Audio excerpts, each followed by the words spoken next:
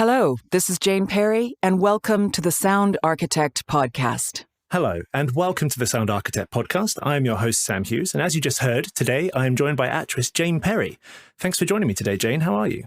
Oh, I'm really well, thanks. I'm really well. It's so fun to be here. Excellent. It's a pleasure to have you on the show. So, before we dive into any of your recent projects, I'm curious. You've had quite extensive acting experience from on-camera acting to voices for games and animation. How did this kind of crazy journey begin, and what made you choose this as your career?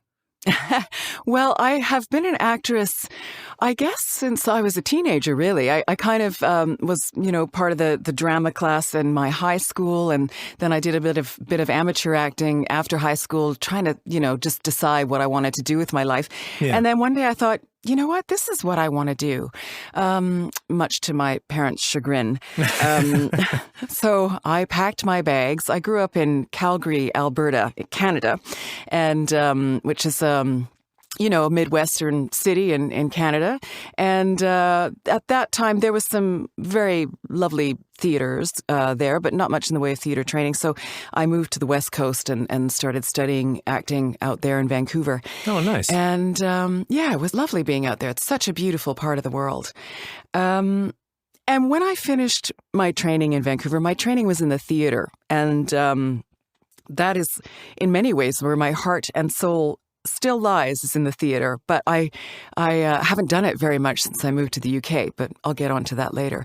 But after I finished my my theater studies in Vancouver, as you probably know, Sam, Vancouver is also a real hotspot for voice work. Oh, yeah. Loads of cartoons and loads of games and all manner of things. So I was asked by my agent if I'd be interested in doing some dubbing. And I was like, yeah, sure. I don't know what that is, but I'll do it. And nice. So my first voice jobs were dubbing Japanese cartoons into English. So I worked on Ronin Warriors and Dragon Ball Z and these sort of kind of cult classics. That was my entree into the world of voice acting, and I really, really enjoyed it. So it's always, the voice part of it has always been there right from the beginning, even though it wasn't always my main focus. Sure. Yeah. Yeah, I mean, that's amazing, because going straight into something like Dragon Ball Z, that's quite a hyper intense animation series as well, isn't it? It's quite high energy. Yeah. It is quite high energy, What was that like, just stepping in and you're like, yeah, okay, I'll give it a shot? And then what kind of directions were you given to just start with this crazy anime? Well, I think because it was dubbing, when you're dubbing something, you get so much information from the artist who originally recorded it, right, in terms of, even though it's in Japanese, but of course I did also have the subtitles, so I knew what I was, of course I would have to know what I was saying because I was saying the words in English. But you get a lot of information, like intention, and you get a real sense of what's going on in the scene, and so you start to pick up all those cues. And I have to say, it was just great fun. The team, the sound engineer and the director, they were such lovely guys. And we just got to know each other really well. And it was just a really, really fun experience.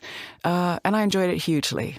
Yeah, that's amazing. And you say that your kind of original history was in the theatre. Yes, yeah. And so you've kind of done every style of acting, shall we say. And every style. Every style. And how does it feel for you from your perspective when you have to act in a different format? Do you actively think about it and change certain factors? Or it's always fascinated me, when you just transfer the skills, but they're always slightly different, aren't they? Yes, they are slightly different. Definitely, if you're on stage, you're going to have a different sort of skill base that you'll be drawing from versus when you're in front of a camera. And then, of course, when you're in a sound studio doing, a computer game or a cartoon or what have you, it's a different set of skills. I think at the heart of it all, there are skills that never change as an actor. And those are the skills that allow you to deliver a specific, multi-layered, authentic, if that's the right word, performance so that you can deliver a character that has some truth to it. Those elements never change, but of course the technical side of it is going to change according to the media that you're working in. And for my part, I really feel as a voice actress that all of that training that I had in the theater has helped me so much with the characters that I play in computer games, for example. Because there's basic, in acting, there's a kind of vocabulary. I guess it depends what kind of actor you are, but a very common vocabulary in acting is based around goals. What do you want out of the scene? Yeah. Who are you talking to? What do you want them to do? What do you hope to achieve in the scene? And that sort of approach, it will be, if I was in a theater play, for example, I'd be coming from that place, and I'm still coming from that place when I do computer games. So that's all very helpful to me. Yeah, and it's amazing how they transfer, but they alter and evolve, to match the genre and format. Always fascinating. Yeah. So you've been in such a broad range of these genres and many different types of characters. What would you say was the most challenging role for you in terms of a new genre or new character? Wow. Gosh, that's a really good question. Oh, I suppose there was one thing I struggled with in the theater was being an understudy. And I've understudied a couple of times in my life. And the first time was for this Shakespearean theater company in Vancouver called Bard on the Beach. There was a production of As You Like It. And the lead actress, unfortunately, slipped a disc in her back after opening night. And she was playing Rosalind, which is a very beautiful role. And I played that part in theater school. So the artistic director of the company, he was, really in a bind because actually for that production, there were no understudies. But because I had played it 2 years previous, he thought, well, maybe Jane could come in and take over the role.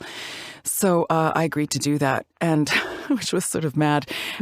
So we basically had a couple of days to get me folded into the production. And it was, it's a very successful theater company, Bard on the Beach. And it was a full house, my first night on stage. And wow. It was, yeah. And they said, look, you can go on stage with a book if you like. And I said, yep, that would be great. And I remember standing in the wings thinking, the last time I played this part was 2 years ago. We've gone through it very briefly over the weekend. And now I have to step out in front of an audience of, I don't know how many people there were, maybe 1,000, let's say. Oh, man, that's terrifying. It was bloody terrifying. And I remember about, just as I was about to step on stage, I kind of went blind, like suddenly everything just went white. And I thought to myself, why am I doing this? Why would I agree to do this literally? Why am I crazy? Yeah, this is the actor's nightmare. And I think that was one of the most difficult things I did, but also one of the most joyous because, you're standing at the bottom of that mountain looking up thinking, I can't do this. This is not possible. And then suddenly you just step up and you keep going and you get to the top of the mountain and you've done it and the audience is clapping and everyone's smiling and there's this collective sense with the audience included of, oh my God, we did it. We got through and it was okay. And actually everybody had a good time. It's such a magical experience, isn't it? It was a magical experience. And then, Sam, I did it again. I don't know why, but I did it again here in London. I was understudying the wonderful Anne-Marie Duff in Eugene O'Neill's Strange Interlude at the National Theatre. Oh, awesome. And she showed up at work, and she's a real trooper, but she had norovirus and really wanted to go on, but it just was not possible. So once again, there I was in the wings thinking, why? Why did I do this again? Why do I do this? Yeah. So I think I would highlight those as the two most difficult and challenging parts of my career. Understudies, my goodness, they are amazing people. Yeah, I mean, incredible. And I can imagine in theatre as well, it's way more terrifying because of the live interaction element. You have the audience right there in front of you. It's not like, cut, do that again, or, okay, hang on, let me do that again. It's literally they're right there watching you, waiting. That's it. That is it. There's no going back. If you fluff a line or you screw something up, you just have to exercise instant forgiveness, get right back into the moment and just keep plowing forward. Man, that's amazing to me. And so people talk about it in different ways. Some say the stage fright goes away. Some say it doesn't. And, every time you go up on stage, is it still just as terrifying? Does it get any easier?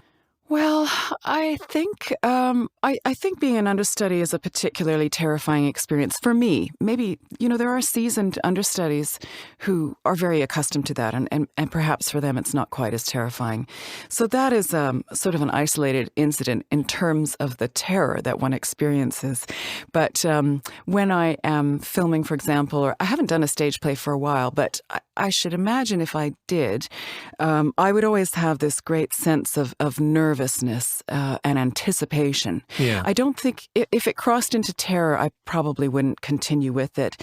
But it's an adrenaline rush, and I do actually think that many actors are kind of addicted to that. Suddenly you've got all these free drugs circulating in your system that make you feel incredibly alive and very present. So I think that feeling will always be there. Stage fright itself, where you actually are so afraid of being on stage that you can't manage it, is something I have never, thankfully, experienced. I'm very interested in the idea of it, though, because, some very experienced actors can have stage fright sort of midstream in their careers. And, Yeah. That's a psychological thing. Can come out of nowhere. Absolutely. And something's going on in it, and that needs to be unpacked a little bit to discover what that is. But fortunately, that hasn't happened to me yet. Who knows? Maybe it will be an adventure further down the line in my life. Hopefully it never happens. I hope so, too. So one of your most acclaimed roles over the years is Diana Burnwood in the Hitman franchise, which actually turns 20 this year. Yes. Which is crazy. That's just flown by since the first Hitman. It's insane. I know. Yeah. How was your first experience with the character? Well, I was involved in Hitman, as you might know, Sam, not as Diana initially, but as an in-game tutorial for Hitman Absolution. Oh, yes. So it was just my voice, as you hear it now, just sort of describing what's going on, what you need to do, and what you can use as a weapon and all that sort of stuff. And I think when we were recording that, they sort of asked me to fold in a bit of a character. So it's not just here's what you do and here's how you do it. So that there was, a bit of life to it. And I guess they really liked that. They sort of liked what we had created together with that, and they wanted to take it a little bit further. So they then invited me to become Diana Burnwood in the Hitman series. And they said, we want you to do it with a British accent, at which point I sort of freaked out. I was like, well, I can't do that. And they said, no, just give it a go. We love you and let's try it. So we did. And that was about 8 years ago. And of course, I've been playing her ever since. And I am so delighted to be a part of the Hitman franchise. It's, first of all, the creative team behind it are really super lovely people. And I've enjoyed working with them so much. And the game itself, need I say more? It's a fantastic computer game. I love the style of it. I love the exotic locations, and it's a very alluring, sort of sexy, sort of wonderful thing with great characters. So being Diana is an honor, and the fans are so lovely as well. Yeah, it's got such a great fan base. And when returning for Hitman 3, what was it like to kind of have this recurring character? Did you feel kind of more comfortable and just kind of like, okay, I know how this goes. I know what to do. Definitely. I do. Yeah, I have felt that way about her. I've gotten to know Diana, over the years. Diana is a very consistent person in terms of how she is in the world. So I feel like I know her inside out. And every now and then there might be somebody who's working with me when we're recording, who hasn't worked with Diana as much as I have. And they'll sometimes say, well, you know what she'd do. So I'll just let you decide how to, Nice. how to approach this particular piece of text. It's a wonderful thing to have that familiarity with the character, because it's not every computer game that sort of has that longevity, or it's not every TV show, and certainly in the theater you don't have that kind of longevity. So the familiarity that breeds with the character, but also with the people that you're working with, is a real delight. It creates almost a kind of sense of community, and I really appreciate that. Yeah, definitely. And it's special when you get a project like that, where you do get to return to the same old friendly faces and the same old characters in the script and the kind of way the game works. It's kind of like a family, like you say, community feel. Absolutely. Yeah. So throughout all this time of working on camera, working in voiceover, working in animation, how do you think the kind of industry has changed over the last few years? Because with technology and everything coming along, like getting gigs and kind of working as an actor has changed dramatically. Pardon the pun. Yes. Do you mean in computer games specifically or across the board? I guess across the board, really, but also in video games especially, it's kind of rapidly changed, I would say. Yes, I would say so too. I think I haven't done motion capture for a little while, but when I was doing it, I sort of clocked that every game I did, the technology had advanced that much more, as though, the technology is constantly being observed and tweaked and ameliorated. And yeah, it's just, it is, and that process obviously hasn't stopped. And I think the changes in computer games is unbelievable. The quality and what they're able to do is just fantastic. And it's been really interesting to watch that progression. And I feel that it's a genre that's rivaling feature films right now in terms of its ability to entertain. And games developers have created a world that you can get completely lost in, that you can enter into for pure entertainment. And I think on the note of other genres, such as theater, film, TV, I do feel that what we're going through right now with COVID-19 and our intense reliance on technology to get us through is going to change theater and possibly film and TV as well.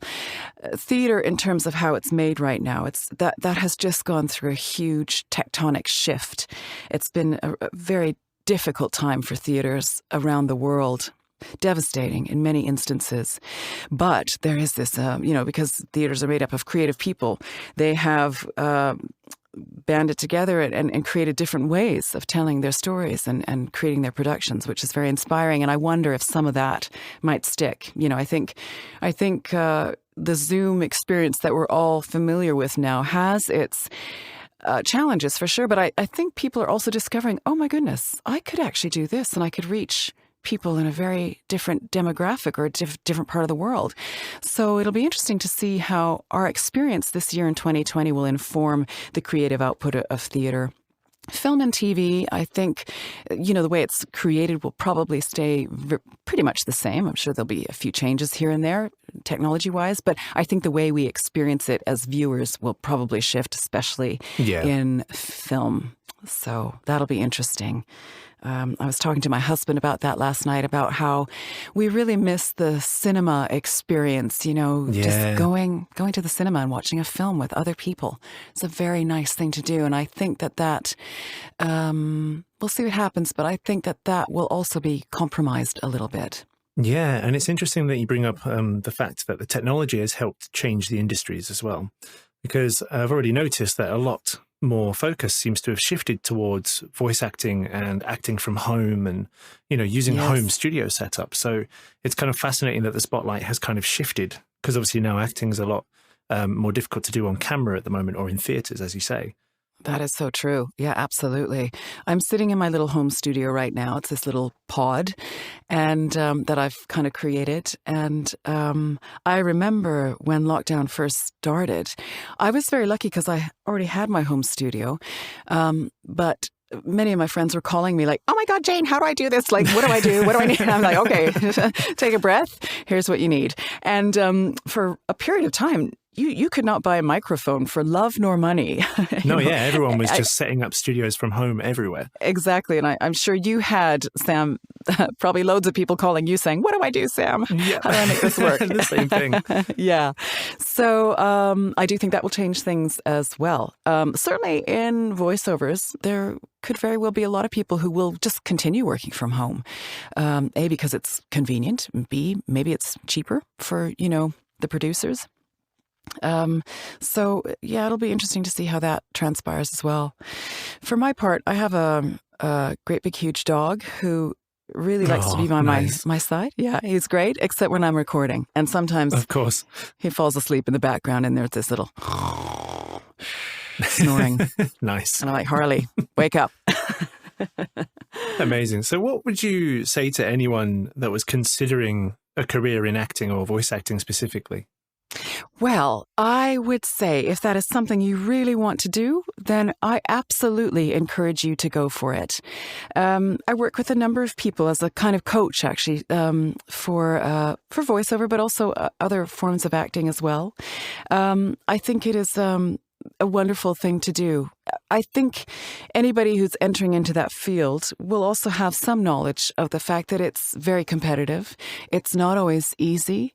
It can be a wonderful way to make a living, and then there are times when it's a very difficult way to make a living because of the lack of consistency in this career. Yeah. But for my own part, it has brought me a huge amount of joy and pleasure. And so, therefore, if somebody comes to me and says, I want to do this, I would never, ever discourage them. I would find ways to encourage them to find out who they are, because I think you need a certain amount of self-knowledge and resilience to be in an industry that can be challenging. And then also, if you have lots of self-knowledge about yourself as an actor, then you can really start to use that and build on that to create really interesting and wonderful characters.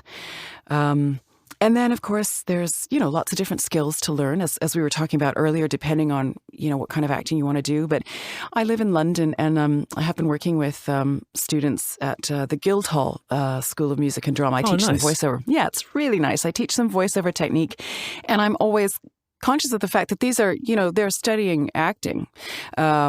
And probably most of them want to, act on the stage in the West End, or they want to act in film and TV. Yeah. But I always say to them, do it all. Do everything, because in London, you can really diversify because London has it all. Oh, it has everything, pretty much. It has everything. And there's a handful of cities in the world that have everything. So why not just do it all so you can diversify as an actor? Do your voice work, computer games, act on stage, do a fringe show.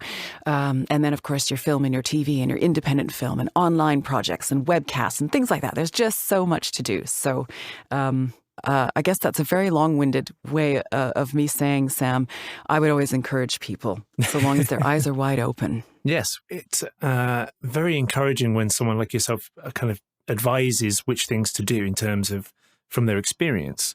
And what I wanted to draw on from that experience was the advice on that initial step. So acting is very personal, right? Yes. And you have to literally step out there, put yourself there, and just kind of perform for people. And the first few times you do it, you have to kind of expect that you're not going to be the best. And how do you get over that initial fear where you kind of know you're not going to be amazing at first, but you still have to just keep putting yourself out there to get better? Yeah, that's a really good question, because I think it's very applicable. I think what you have to do is, first of all, play the long game, and understanding that we all have to grow. We all evolve. We can't be perfect right out of the starting gate. So you take the long view and understand that if you keep doing what you're doing, you are going to learn, you're going to progress, you're going to get better and better. So long as you weave into that a sense of humility and an openness to learning and to receiving knowledge from others. And I think sometimes in acting, because you're right, you step out, there's an audience watching you. There's also people who are in a position to hire you for the next job. Yeah. So it creates this kind of weird tension of, I can't fail. Like, failure's not an option. I have to be good. And of course, when you're doing that, when you come from that place, you create tension, and tension will kill your creativity, and it will make you contract. And suddenly you won't be open to receiving information, learning, because you might be so scared that your defenses go up. So it's this really interesting dance that you have to play with yourself. And ultimately, it comes down to having faith and being full of forgiveness for yourself for those moments when you haven't been perfect. And just really believing that people can see what you're doing. They will be able to see and witness your evolution if you just stay true to a sense of integrity. So that would be my 2 cents about that. That's an amazing answer in terms of how to get to that step. And I just find it so interesting as a career choice because you really do have to be prepared for so much. And it's one of those subjective fields where you have to decide at some point when you're like, okay, I think I'm good enough to actually do this, and then just go and do it and audition like mad.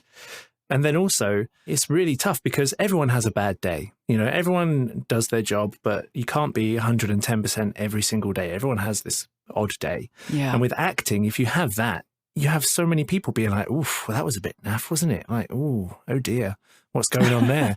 And it's not really fair. Like, you know, everyone's allowed a bad day or like a bad project or, you know, not everything does amazing. And it's just so interesting to me that acting has that about it. Well, the interesting thing to keep in mind is that, you know, when you're standing on a stage, you can start to feel like, oh my God, this is all down to me. Or if you're standing in front of a camera, I have to do this. I have to deliver this. But what you must keep in mind is that you're speaking text that's written by a writer, and that writing is probably going to be pretty good. Otherwise, it wouldn't have made it in front of the camera or on stage. You've worked with a director. You've got other performers. You've probably got a very nice set behind you or some sort of structure around you that somebody else put thought into. Or you're wearing a costume that somebody put great consideration into. So it's always good to keep in mind that it is a creative effort. Yes, you might be speaking the text, and let's say you flubbed a line or I don't know, you tripped on stage or whatever. God forbid, that's terrible. Oh, wow, yeah, but that's terrifying. the audience they are watching you, but they're also taking in the creative input of a whole bunch of other people. So I think the thing that's good to remember is it actually isn't all down to me. I am not completely responsible for this whole production. And there are other people who've worked just as hard as I have to tell the story, to make things clear for the audience. And I think that as an actor, it's important to remember that, A, getting back to the humility thing again, and B, just to take the pressure off a little bit.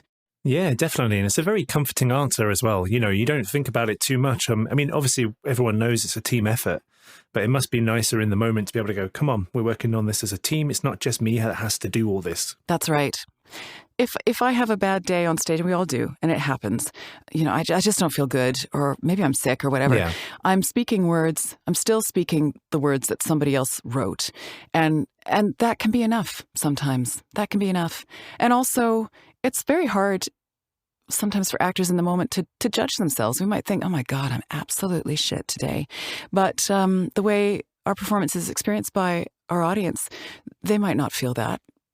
You know, we don't know what they think or feel about our performance. So of some course. People, and I love this expression, it's how we occur to others in some ways is none of our business. Don't worry about what they think. Just, you know, focus on just being at peace in yourself, and don't worry about the result. That result is none of your business. So long as you're working to be clear in what you're saying, you've rehearsed, you've done your work, you're going to be okay. It's all right.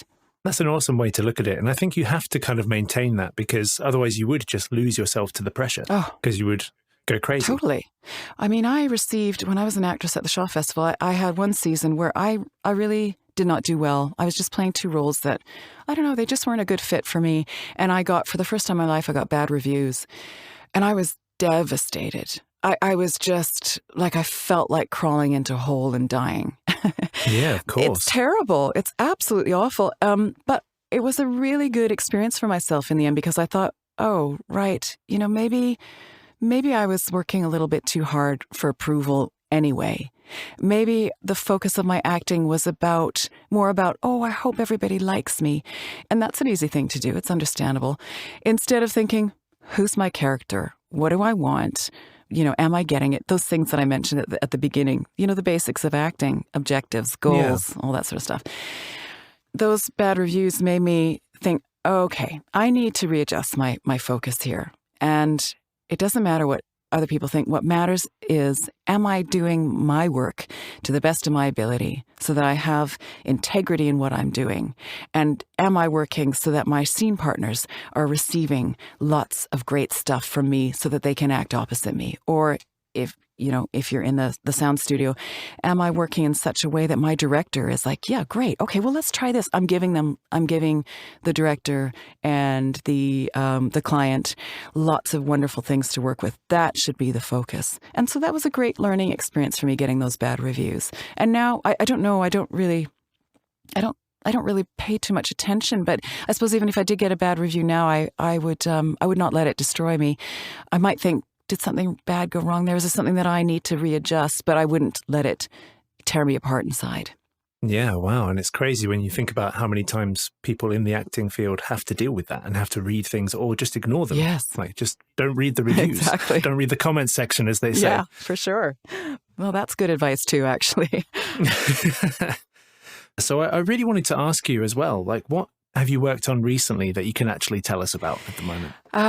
Well, I've worked on a few games recently, and one of them, which is very exciting, is Cyberpunk. Amazing. Yeah, it is amazing. It looks super cool. Oh, it does, doesn't it? Yeah, I think it's going to be great. So I've been working on that, I think, for, over a year, maybe. And I play a really fun role in it. She's a great gal. Oh, my God. She's a fabulous, strong, brave, courageous, hard woman. Amazing. She's a little bit different than Diana in that she has quite a few more rougher edges, I'd say. And sounds like a lot of fun to play. Oh, she's great fun. And it's funny because sometimes when I'm working on a computer game, I feel like I just growl through the whole thing. Like, I just feel like that sort of sentiment is behind almost every line I deliver. Amazing. Yeah, so she's... she's basically a kick-ass kind of gal who gets out there and gets the job done. Very stress-free afterwards. If you arrive with stress and you need to kind of let it go, by the time you leave that session, it's gone. You just sort of float out like, just zen. Everything is well in the world now. Amazing. Yeah. So that's a very exciting one, and I can't wait to see how it's going to be received. Well, we're very excited to hear you again in the future, as well as see you, I'm sure, in some films. Oh, yes, right. Yeah, I was also filming. I was very lucky to actually film sort of during lockdown. There wasn't very much happening, but I did manage to get cast in a BBC TV series called The Syndicate, which is about... nice. Yeah, it's a sweet program. It's about a group of people who buy a lottery ticket. So they have a lottery syndicate. It's a great premise for a TV series. Oh, that's cool. Yeah. So obviously there's a small group of people. They win, or they think they win, whatever, £150 million. And then something happens to the ticket. And the rest of the series is them trying to figure out how to get the ticket back and obviously how to get their money. So I play a character in that. I play a French, this one is set in Monaco. And one of the protagonists has a dog. So I play the manager of a kennel. And I get to speak with a French accent, and I take care of the dog, and, it's all like that. So that was great fun to do. Cool. So sadly, I have one more question for you today, and it's sometimes a bit of a doozy. So if you could go back in time and give your past self one piece of advice, what would it be? I would probably say to myself, don't worry so much and just be confident. I used to be such a worrywart when I was younger. I'd worry about everything. And I think now that I'm older, I just look back and I think, gosh, all those things I worried about, it was just not necessary. It was a lot of energy spent on things that actually really weren't that important. Yeah. And I can see, sometimes the younger people in my life now kind of going down the same path. And if ever I'm able to persuade them to step back a little bit and not get so wound up in worry, then I do, because I think it's, when you're so worried, it closes the door to other things that are wonderful about life. So I think that would be it. I find that interesting because I'd say the same thing about myself. And it's one of those things where the cycle continues, right? Because you kind of learn from experience that you shouldn't have worried so much. And then you see everyone else doing the same thing and you're like, hey, you shouldn't worry so much. And they're like, yeah, whatever. And then they get older and they go, yeah, I worried way too much. And you're like, yeah, right. Like... Exactly. I suppose that's a part of growing, isn't it? It's a process for many, many people. And we gain confidence out of our accomplishments, too. I think Yes. that does make a difference as well. So that's one of the great things about getting older. Yes, more mature, shall we More say. mature. Quite right, Sam. More mature. Quite right. Yes. Well, I have to say, Jane, it's been absolutely awesome having you on the show today, and I hope you've enjoyed it as much as I have. I have. It's been a delight speaking with you, Sam. Likewise, and I hope we can see you return again in the near future. That sounds great. That would be lovely. We'll talk about all those games I'm not allowed to talk about now. Yes, definitely. I look forward to it. All right, then. All the best. Take care. Bye. Thanks again. Take care. Hey everyone, this is Sam. Thanks very much for listening to the Sound Architect podcast today. I hope you enjoyed this episode. If so, there are many ways you can support the show, which is incredibly appreciated. Obviously, there's the financial way where you can support us on Patreon, which is patreon.com/sounddesignuk. However, there are many other ways which also help, such as liking, subscribing, reviewing, commenting, and sharing via whatever channel you listen on. Thanks so much for your support already. It really is a work of passion for me, and I'd love to keep sharing the knowledge from all these talented and wonderful people. Thanks again, and catch you on the next episode. Hello, this is Tim from Tonebenders. Check out our new double episode about the sound of the hit series, The Queen's Gambit. Part 1 features Eric Hain on the mixing of the series, and Part 2 talks to the sound editorial and Foley team. Listen to these new episodes wherever you find your podcasts or at tonebenderspodcast.com. Hi, this is Michael Helms, host of the Location Sound Podcast. Recently, I spoke with production sound mixer and sound designer Pamela Shing Berman, based out of Los Angeles, California. She talks about pivoting during COVID-19 and producing content for She Votes and also her involvement with women in audio. Check out the latest episode.